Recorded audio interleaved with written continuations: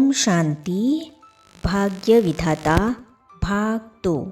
इस पुस्तक में आज हम पढ़ेंगे मुझ गरीब को शाहों के शाह की गोद मिली।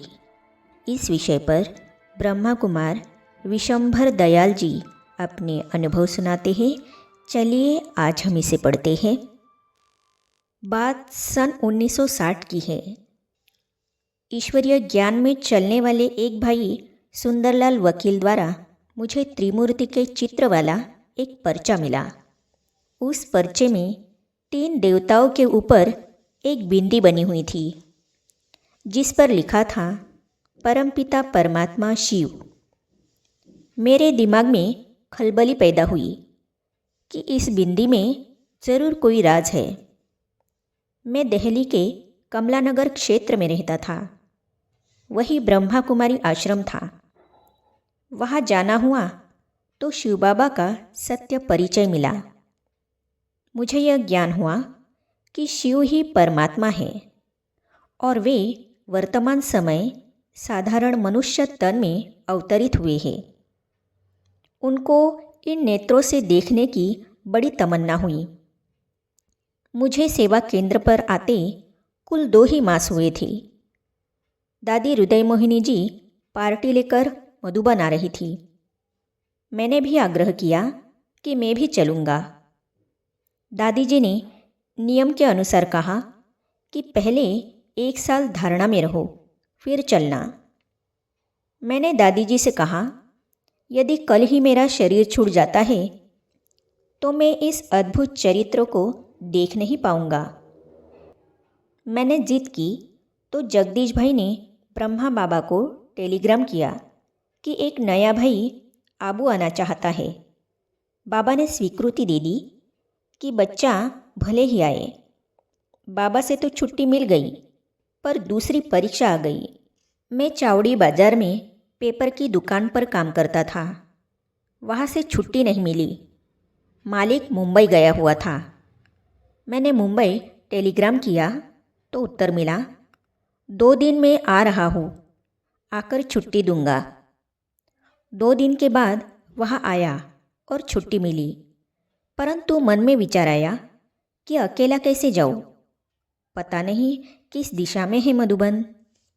8 आने हर महीने निकाल सकते हो। अगले दिन क्लास पूरा होने पर जब उठा तो जगदीश भाई ने पूछा, विशंभर भाई क्या हुआ? मैंने कहा, छुट्टी तो मिल गई, पर जाऊं कैसे? जगदीश भाई ने फटाफट तैयार किया सत्यनारायण भाई को और कहा, इसको 10 मिनट में तैयार करके स्टेशन भेज दो। आबू रोड पहुंचा, बस से ऊपर गया। संकल्प चला कि मेरे पास सामान बहुत है। कुछ जगदीश भाई ने भी दिया था। बस से उतरा तो आगे सुंदरलाल जी खड़े थे। बोले, भ्राता जी आ गए? सामान सारा एक भाई को उठवा दिया और कहा, हम खाली हाथ चलेंगे। सारा बोझ ही उतर गया। बाबा के घर पहुँचे तो दादी गुलजार सामने थी। बोली, विशंभर भाई आ गए? जल्दी तैयार होकर आओ, बाबा से मिलवाते हैं। मेरी तो लॉटरी ही खुल गई।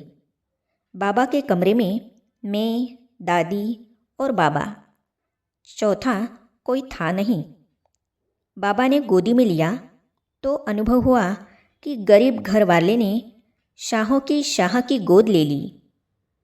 बाबा ने हिसाब पूछा कि बच्चा यज्ञ में कुछ करता है? दादी ने कहा, बाबा कर्मणा सेवा करता है। बाबा ने पूछा, बच्ची 8 आने हर महीने निकाल सकते हो?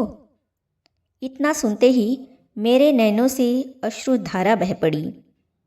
कितनी बड़ी हस्ती और क्या कह रहे हैं, जिस पर करोड़ों न्योछावर करने वाले संसार में करोड़ों हैं।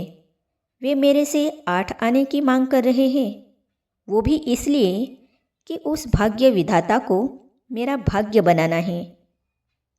आज मैं अपने भाग्य को देख गर्वित हूँ। क्या मेरे जैसा ऊंचा भाग्य है किसी का? मीठे बाबा ने मेरे को क्या नहीं दिया।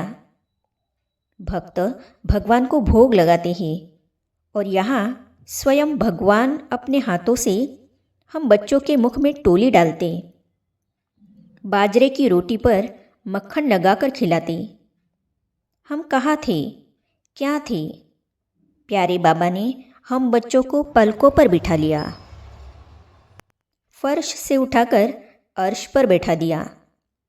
वे दिन भी याद आते हैं जब बाबा अपने हाथों से बच्चों को पत्र लिखते थे।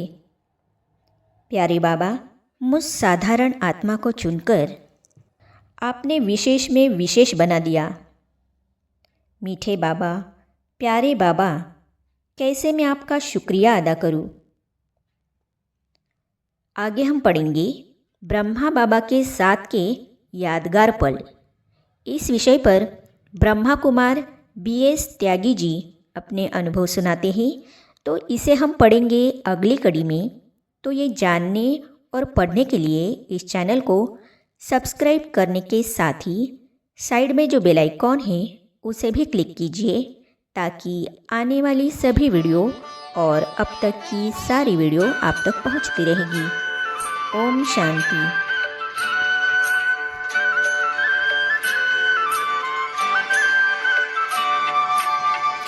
पाना था जो पा लिया, कुछ भी रहा न पाना।